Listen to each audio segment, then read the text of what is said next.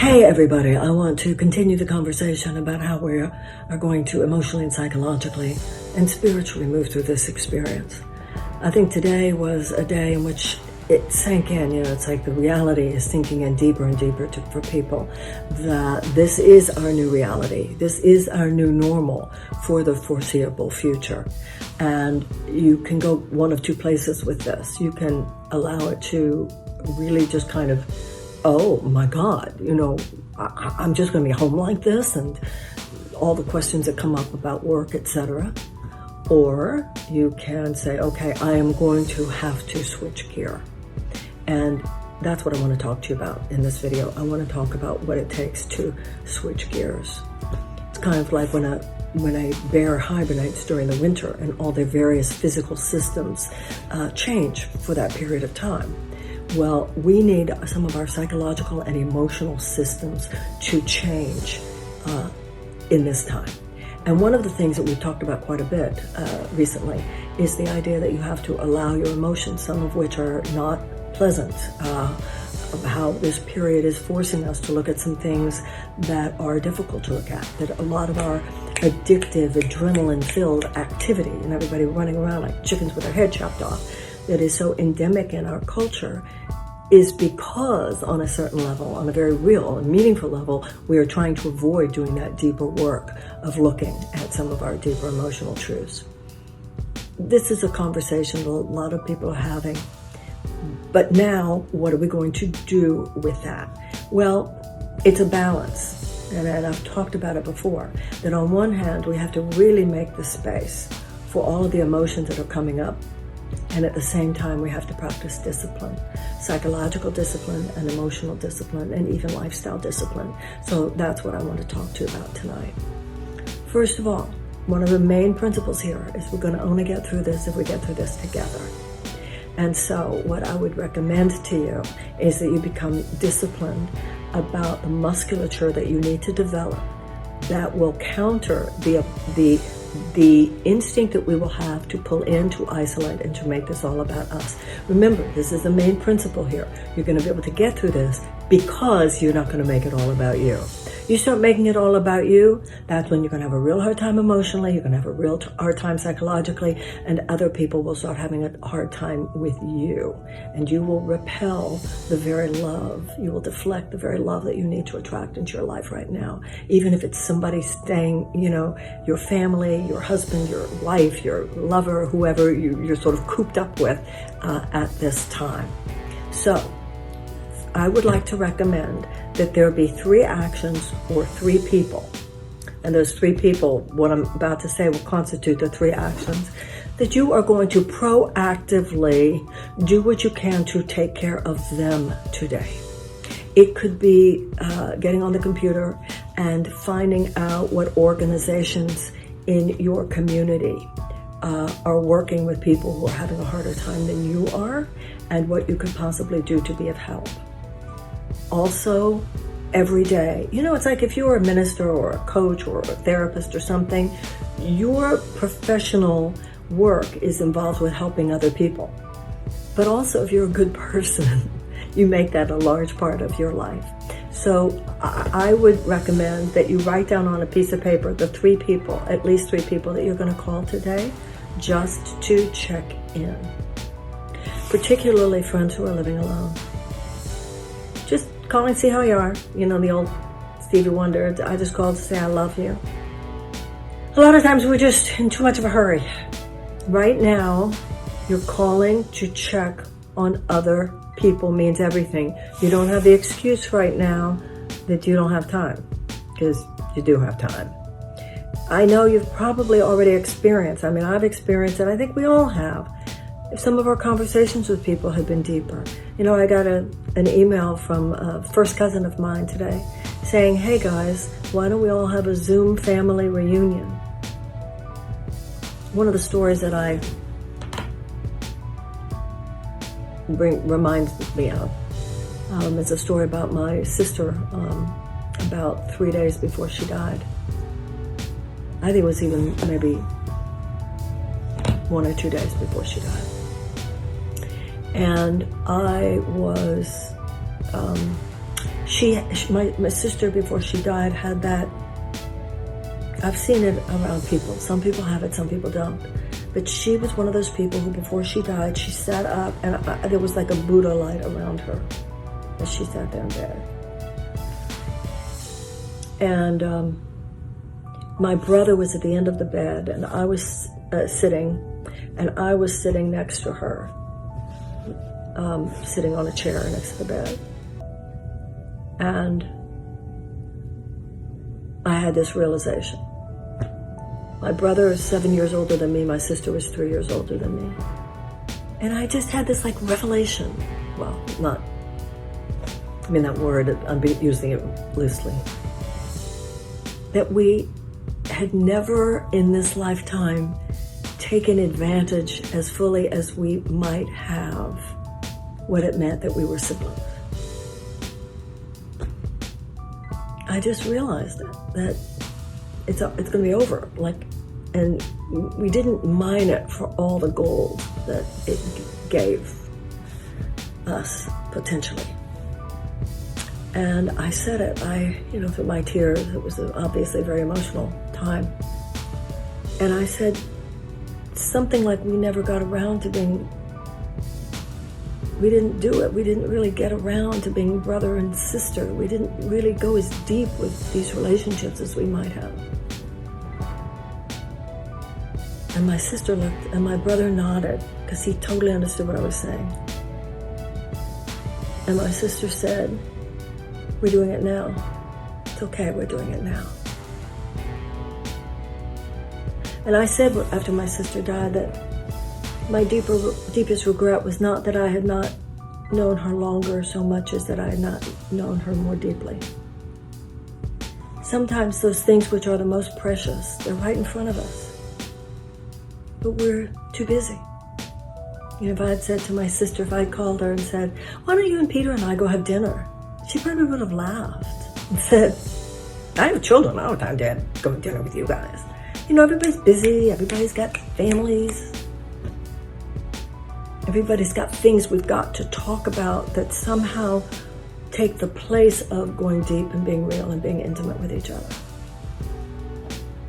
But we can't say right now that we don't have time. We can't say right now that we don't have, it's so funny. I'm talking to you on my phone, and I just saw a text come in response to somebody else I called and said, how are you? And not that we don't check on each other, but I think everybody's just checking on each other more deeply. That's how you can fill this time. You have the time to have real conversations. You have the time to go deep. That is what will save us all. Remember, there's a big self-correction going on here. There's a huge course correction going on here. Everybody knows it. I was reading on the internet about how, hello, there's blue sky in China. Hello, there's clear water in Venice, Italy, the canals. We can experience the fear, the heartbreak, the panic at the same time as realizing this is a pause that has some self-correcting elements.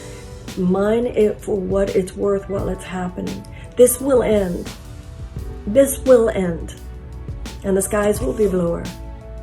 And the waters will be clearer. The skies will be clearer. We'll be so happy just to walk down the street and walk into a restaurant and get back to work the way we need to and try to get our finances back. That will happen. But that's not what's happening right now. So right now, let's stand within the space of power and strength. So that's the first thing. Who can you can just write down 3 names, and do not forget the people who are living alone. Do not forget people who are older. And don't forget people who just might need food. That's what I'm most worried right now. People who need food. Okay, that's number 1. Number 2, has to do with your own physical self. You know, there's that funny internet thing going around. People have texted it to me. There's this really sexy guy, and he's really buff, and he's really got this great body, and he's dancing. It's really cool. That says before quarantine, and then this says after quarantine. There's this really big guy, and he's dancing, and you know, you look at it and you laugh. It's like, yeah, well, yeah.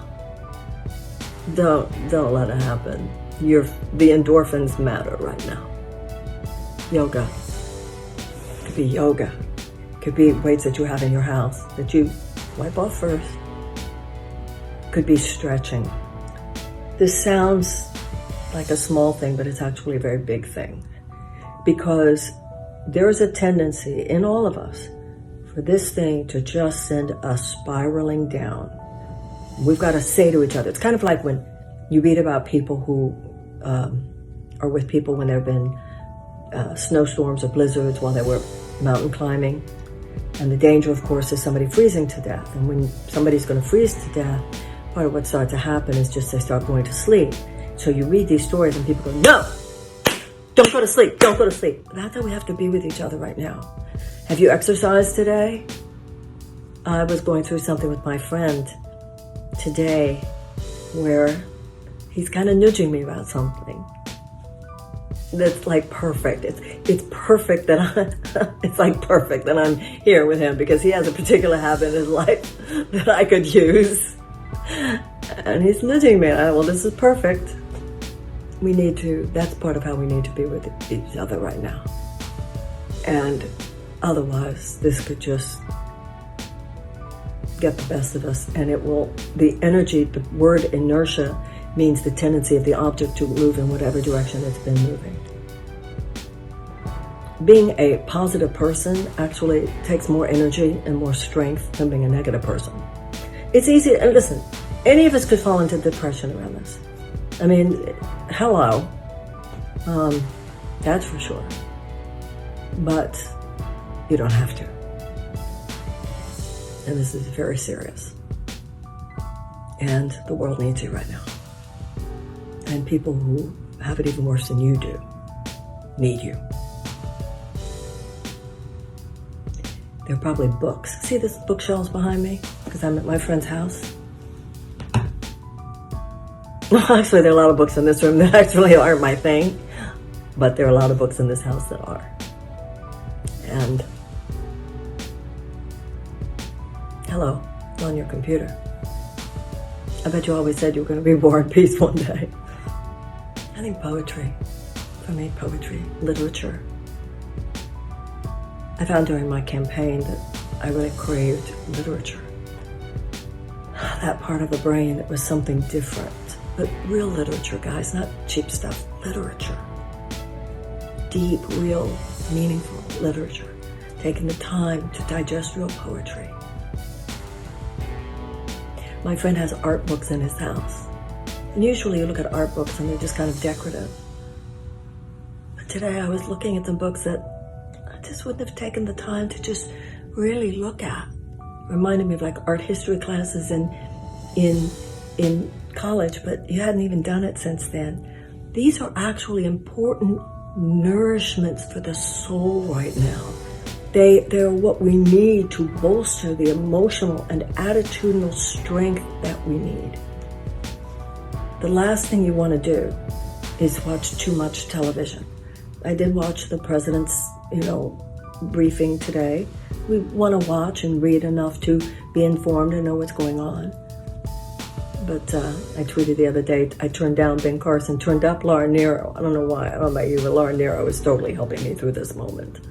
I read somewhere once that no matter how old you are, the music of your youth is the music of your soul that will keep you going. But it was so interesting because I was listening to Laura Nero, which I hadn't listened to in a long time, and then my friend brought me this video that was Bette Midler doing the induction, obviously posthumously, of Laura Nero being induced into the Rock and Roll Hall of Fame and her son accepting on her behalf.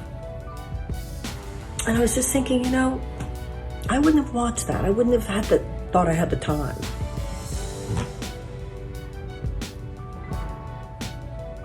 your choice. It's your choice. So, we've talked about this for a long time, those of us in a particular conversation, that you need to process, you need to go deep, you need to feel your feelings, and then there's a point past which it stops being processing and it starts being spewing. It stops being getting in touch and it starts being self-indulgent. This is the balance we have to find within ourselves right now. Being real with what's happening, real with our feelings, deep with our processing, but also disciplined. And particularly if you are in an intimate relationship, you really need to take care of your relationship right now, because this is a lot of proximity. It's a lot of proximity. Pray together, meditate together, read poetry together. Really build a temple space, a sacred space in your relationship. Take care of it. We talk about self-care, relationship care. We don't tend to our relationships enough. I hope that you did the 2-minute global prayer this morning. That was at 2 o'clock, noon New York City time, 9 a.m. LA, 5 p.m. Rome, 8:30 in the evening in Tehran, 6 o'clock in Johannesburg, 3 a.m. tomorrow in Australia. Well, let's keep this up. Let's keep it up every Sunday at noon New York time, 4 p.m. Greenwich Mean Time. Get the word out. Let's do this, and let's do 5 minutes next time. I was afraid of intimidating you by making it more than 2 minutes this time, but I think many, many, many thousands of people were joined in doing that. I will be, I told you I was going to do the Course in Miracles. Well, we have had the workbook of the Course in Miracles has been available to come into your inbox, and we had it for sale. Right now I don't want it to be for sale, obviously, so we will make that free and available, but we had to make some technical changes. So hopefully tomorrow we will be able to put it up. Obviously you're watching me, so you're on one of my platforms. And then I started to read the text, but I don't want to read the text and have it like looking at you like this. So I'll do that, and we'll make that available when the whole thing is done. But I don't know, maybe I'll read to you from Return to Love. I was playing around with that last night, trying to figure it out. We have all the time in the world to figure it out. I think that's it. Tell somebody you love them. Check in on somebody. Extend yourself. That's how we'll get through this. Much love. See you later.